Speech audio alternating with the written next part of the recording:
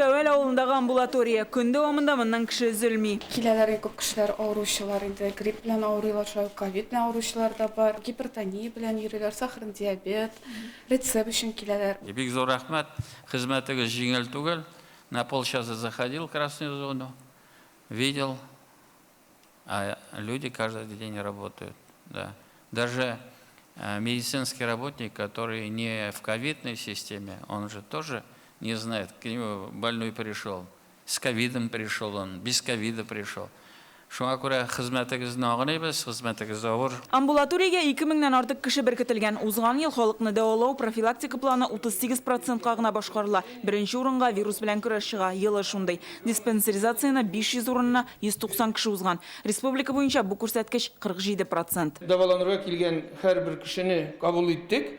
Инде санлата әзрәк булса да килүчеләр булды. Эшебезне туктатмадык. Әйе, диспансеризация буенча инде бераз әзрәк инде туктатып тордык. Әмма ләкин инде без сентябрь айында, август айында инде яңадан бөтен куелган шартларга китереп, барча эшебезне дәвам иттек. Табибка вакытында килү, төгәл диагноз куелу, дөрес дәвалау курсы билгеләнү. Беренче звеноның ярдәме нәтиҗәле булсын өчен шушы 3 шарт үтәлүе кирәк. Диспансерный учетта торучылар ул Гилдәгечә инде йөрәк һәм кан тамыры авырулары, шикәр авырулары дип әйтәбез инде. Аннар инде быел арта төште инде менә сулыш юлларын авырулары инде.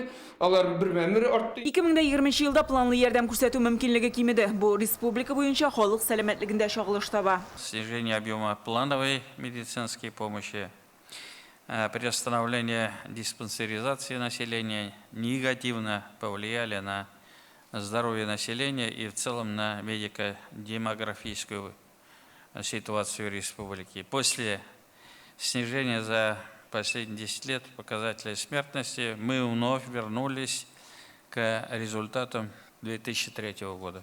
Идел буе округында республикада хәл иң яхшысы дип бәяләнә. Без башкалар белән чагыштырганда кеше гомерен күбрәк саклап кала алганбыз.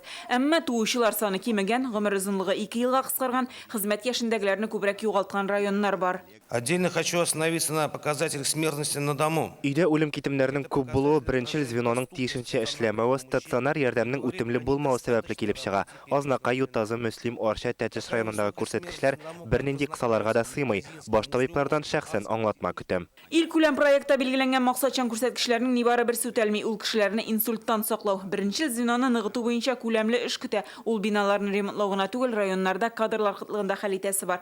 Тагын бер бурыч диспансерлаштыруны арттыру. 715 мең кешене кылачларга исәплиләр. Бабай белән килдек, 8-дә килдек, инде без әкрен җөрибез менә.